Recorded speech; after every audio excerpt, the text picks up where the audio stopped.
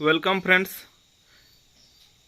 आज मैं आप लोगों को यह बताने वाला हूं इस वीडियो में जो आप लोगों को कौन कौन सी डॉक्यूमेंट बनवाने चाहिए। पिछले जो वीडियो हमने अपलोड किए थे उसमें बहुत सारे स्टूडेंट्स के द्वारा यह पूछा गया जो कौन कौन डॉक्यूमेंट मुझे बनाना है, ठीक है। और यह जानना आप लोगों के लिए काफ़ी ज़रूरी भी है क्योंकि बाद में डॉक्यूमेंट वेरिफिकेशन होता है किसी भी जॉब में, और डॉक्यूमेंट की वजह से अगर आपको छांट दिया जाता है या आप किसी परेशानी में आ जाते हैं, कभी कभी ऐसा होता है जो एक मामूली सा मिस्टेक की वजह से आपसे 1-2 लाख रुपया ठग लिया जाता है, ठीक है ना। तो इन सभी बातों से बचने के लिए यह वीडियो काफ़ी महत्वपूर्ण है, इसलिए इस वीडियो को आप शुरू से लेकर अंत तक देखें। अगर आपको पढ़ाई के साथ साथ बीएसएससी से जुड़े जो भी खबर तुरंत में चाहिए तो आप लोग इस चैनल से जुड़ जाइए।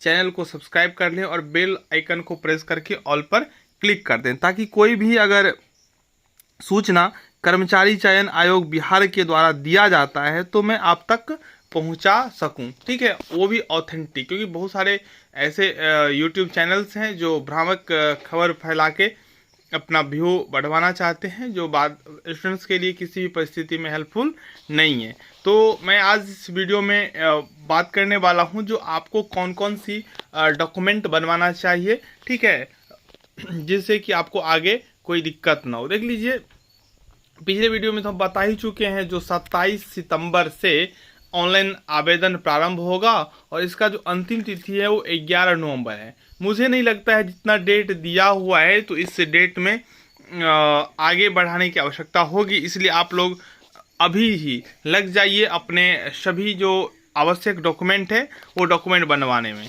आप लोगों को पहले से पता भी होना चाहिए जो यह जो वैकेंसी है इसमें ऑल इंडिया के स्टूडेंट्स शामिल हो सकते हैं। एक बार मैं आप लोगों को दिखा देता हूं जो लिखा हुआ है, अधियाचना अनुसार द्वितीय इंटर स्तरीय संयुक्त प्रतियोगिता परीक्षा के लिए सुयोग्य भारतीय नागरिकों से ऑनलाइन आवेदन पत्र आमंत्रित किए जाते हैं। कहने का मतलब है भारत में जितने राज्य हैं, जितने केंद्र शासित प्रदेश हैं, उनमें जो भी एलिजिबल कैंडिडेट्स होंगे अर्थात 12 पास होंगे वो इसमें अप्लाई कर सकते हैं। अब रही बात डॉक्यूमेंट की, तो अगर आप बिहार के अस्थायी निवासी हैं तो आपको आरक्षण का लाभ मिलेगा।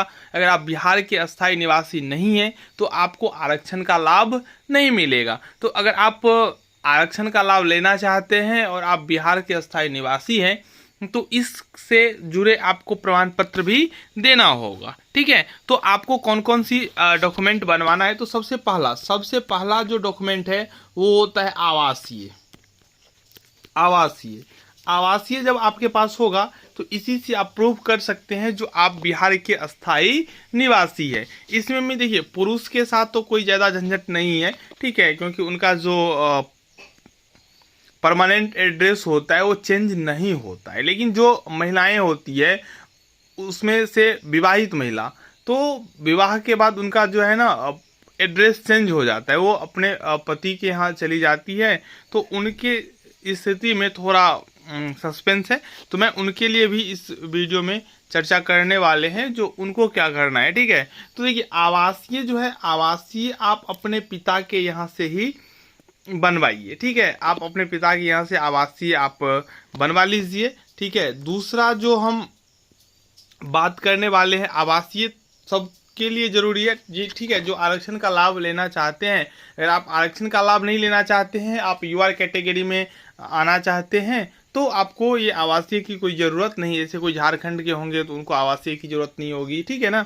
बस उनको यह प्रूव करना होगा जो वह इंडिया का सिटीजन है, ठीक है ना, भारत के नागरिक है। तो उसके लिए एक आधार कार्ड से ही आप काम चला सकते हैं। आधार कार्ड आपके लिए क्या हो जाएगा, इनफ, ठीक है ना। तो आप एक आधार कार्ड से काम चला सकते हैं। लेकिन अगर आप बिहार से हैं और आरक्षण का लाभ लेना चाहते हैं तो कोई ऐसा तो होगा नहीं जो आरक्षण का लाभ नहीं लेना चाहेगा, तो आपको आवासीय बनवाना होगा, ठीक है ना। अगर आप ओबीसी से आते हैं तो आपको फिर आ जाएगा वहाँ पे एनसीएल, ठीक है ना, ये बनवाना पड़ेगा।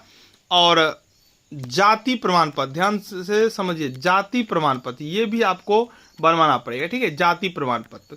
और जाति प्रमाण पत्र तो जो पुरुष होंगे तो वो अपने पिता के नाम से बनवाएंगे, और जाति प्रमाण पत्र हमेशा पिता के नाम से ही बनता है। तो जो अभी लड़की है जिसका शादी अभी नहीं हुआ है तो वो तो अपने पिता के नाम से ही बनवाएंगे, लेकिन जो विवाहित महिला है उनके लिए भी मैं बता दूं, जो आपको अपने पिता के यहाँ से ही जाति प्रमाण पत्र बनवाना है, क्योंकि जाति जो होता है वो पिता के यहाँ से बनता है, ना कि पिता के यहाँ से, ठीक है, पति के यहाँ से।